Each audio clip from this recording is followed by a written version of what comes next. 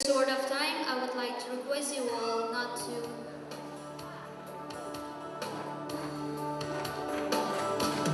Hãy vui cầu anh nhớ đâu đây đâu là thương anh bao giờ kia giờ anh nghe bằng ngầm là thế này vậy đi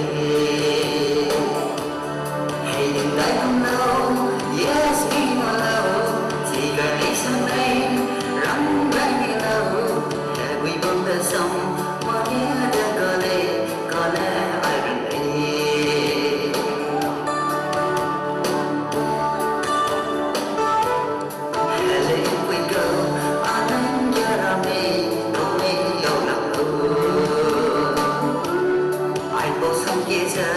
anh nghe bừng lòng là cha lời vậy hay đừng đợi không lâu yes đi mà lâu chỉ cần đi sang đây rắm đáy nghe lâu hãy quy bóng bên sông mà ghé để gần đây có lẽ ai gần đây vì ai